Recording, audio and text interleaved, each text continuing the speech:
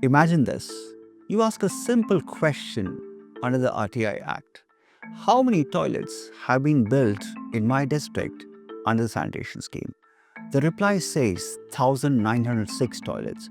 Fully built, subsidy paid, work completed, except they don't exist. The sites are empty plots, the photos are fake, and even the Aadhaar numbers have been misused. That one RTI request exposes a 2 crore fraud and stops the money from leaking further. A citizen asked, and the truth came out. Now let's take another scene. A journalist leaks millions of private financial records, the Panama Papers. Presidents, prime ministers, business giants, all exposed in one sweep.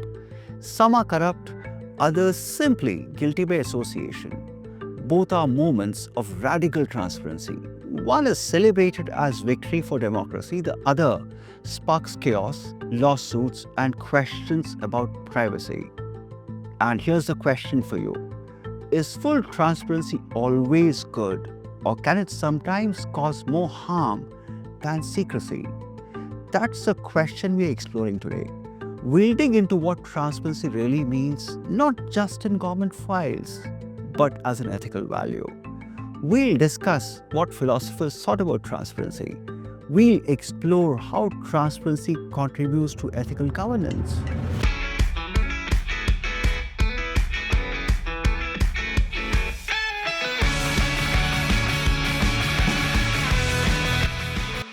Before we can judge whether transparency is always good or sometimes dangerous, we need to be clear on what we mean by transparency. According to the Encyclopedia of Public Administration, transparency is the principle and the practice of giving both insiders and outsiders accurate, accessible, and understandable information about an organization's activities. In public service, that means not just making information available, but making it meaningful. Kenneth Kernaghan breaks it down into 3 forms. First, informational transparency. The data itself is open. Second, decision-making transparency. The process and the people behind the decisions are visible. Thirdly, policy outcome transparency. The results are shown along with how those results came about. Mark Bovens adds a crucial point. It's not enough for information to be accessible. It must also be understandable. A data dump is not transparency. It's pure noise. Now moving away from scholars to OECD, it frames transparency as open communication between citizens and government. It's not just being seen, it's about being heard. At its heart, transparency is a moral commitment to truthfulness, a pledge to deal honestly with the people we serve. It's tied to integrity, the alignment between what you say and what you do. In governance, it's a foundation for accountability. Citizens can't hold leaders to account if they can't see what's going on. It builds trust in institutions and invites participation. And in practice, it's a big game changer. Transparency can detect corruption early, like an audit catching ghost projects. It can speed up delivery by revealing where money or resources are stuck. Here in India, it's more than a good practice, it's a constitutional principle. But before we defend transparency blindly, we need to ask, why do we value it in the very first place? For that, we turn to some of the greatest thinkers on ethics and governance. So, why do we value transparency in the first place? To answer that, let's hear from some of the history's sharpest minds. First up, Aristotle. He saw truthfulness as a civic virtue. For him, a good citizen doesn't just avoid lying, they actively speak truth in public life. In today's terms, think of budget disclosures. A government that hides its spending erodes the very virtues Aristotle believed kept a city together. Next up, Kant. He went further. He said honesty isn't optional, it's a duty. If you're a public health officer, Kant would say, You must report an outbreak truthfully, even if it's unpopular, because to hide it would be to treat people as means to an end, not as ends in themselves. Next up, Jeremy Bentham. He very popularly spoke about something called publicity principle. He argued that openness keeps power in check. Public meetings, visible decision making, these are the safeguards against abuse. He was followed by J.S. Mill. Mill valued free flow of ideas. He would say suppressing information robs society of the chance to test, improve, or reject it. For him, transparency wasn't just a guard against corruption, it was a fuel for progress. Over centuries, the meaning of transparency has shifted.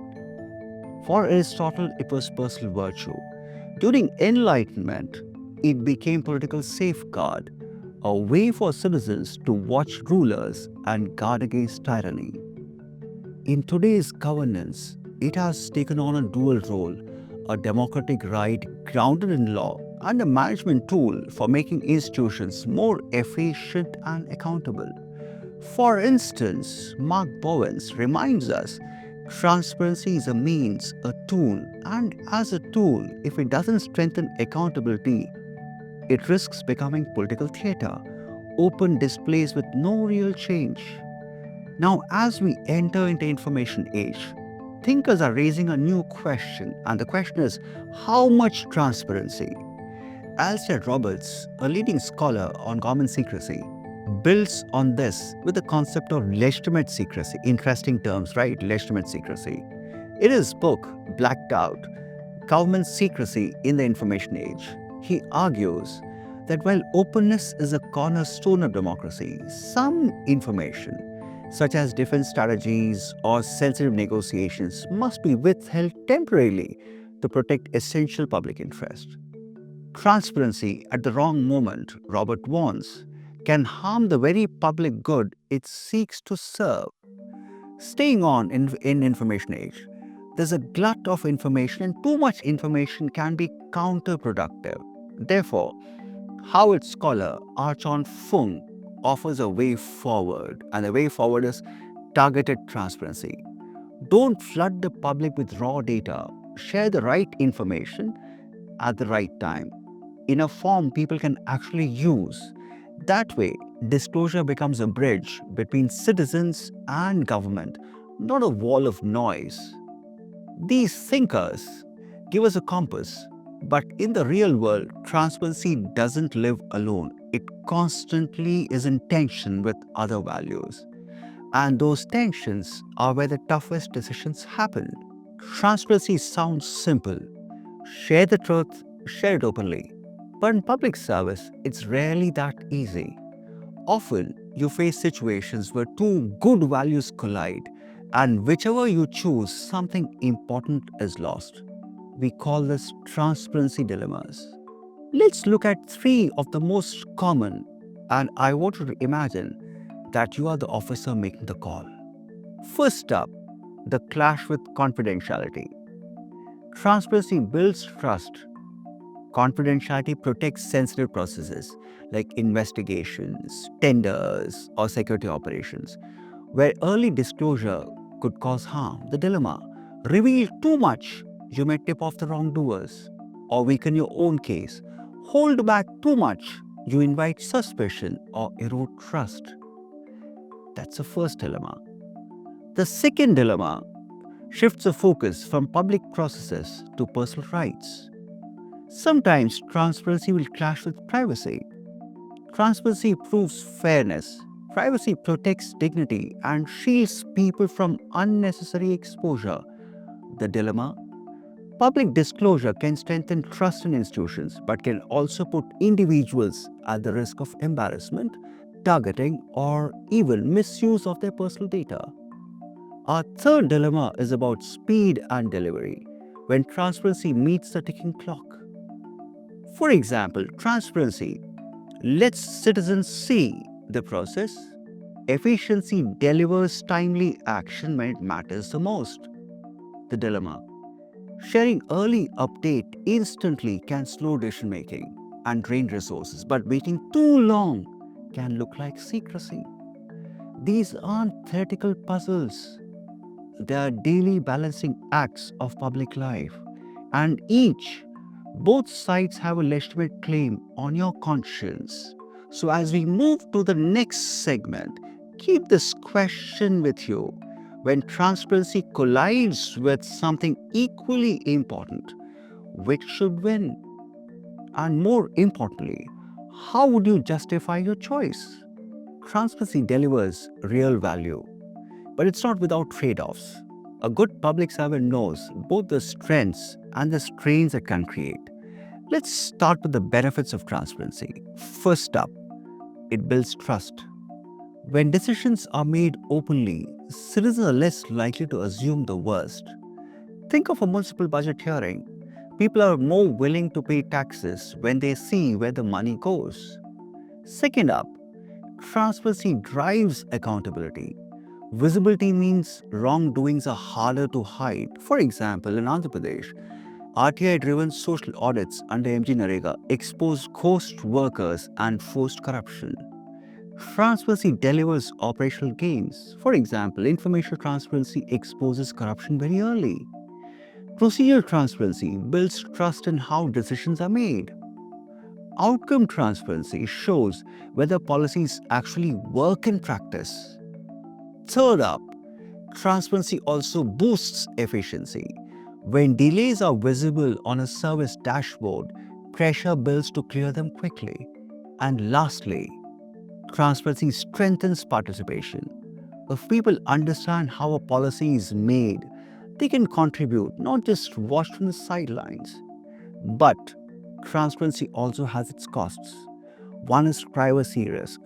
Publishing beneficiary details can prevent fraud, but can also open door to harassment or identity theft. The next disadvantage of transparency is decision delays.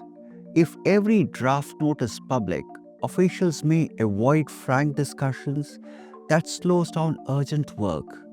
And then there is theatre. Mark Bovens warns that when openness is more about appearances than accountability, it's all light, no substance. Similarly, political scientist David Savage found that in highly transparent settings, officials are more likely to perform for the cameras and to take more extreme positions. David Cross confirmed it in the EU Council. Opening up negotiations increased grandstanding and hardened divisions, sometimes at the expense of compromise. Honora O'Neill warns a flood of unsorted data can confuse more than it clarifies. And when media or intermediaries translate complex information, they do it through their own biases, change the story in the process. The ethical challenge is not whether transparency is good, it's how and when to disclose, so that openness truly serves public interest. And that takes judgment. In public administration, transparency is not just a management technique, it's a regime value. That means it's one of the core principles that define a democratic system and guide ethical governance. Kenneth Kernaghan describes four pillars of public service ethics. The first is integrity, second is accountability, the third is transparency, and the last one is impartiality. He further notes transparency supports the others. Transparency keeps integrity visible, so conduct matches stated values. It enables accountability. Citizens can hold leaders responsible only if they have the facts. Transparency reinforces impartiality. Open processes reduce the space for bias or favoritism. Mark Bovens calls transparency a condition for legitimacy in governance. Without it, even a well-designed policy can fail, not because idea is flawed, but because people can't see or trust the process behind it. And yet, as we saw in the dilemmas, transparency is not absolute. Ethical governance means deciding when openness genuinely serves public interest and when confidentiality, timing, or targeted disclosure might protect it better. In the end, the ethics of transparency is also the ethics of limits, knowing where openness strengthens governance and where it could weaken it. In today's session, we have traveled from history's great thinkers to today's public offices. We have seen transparency as a virtue, a safeguard, and a tool for better governance. We have faced the dilemmas where it collides with other values, and we have weighed its costs against its benefits. At its best, transparency at its best, it's more than an information dump. It's a small commitment to a shared truth between government and citizens. At its worst, transparency is nothing more than a noise without meaning or openness without purpose. Which brings us back to you. If you had to choose between telling the whole truth now or telling it later to protect the public good, which would be more ethical? And how would you defend your choice? Do share your thoughts in the comments section. So long, happy learning.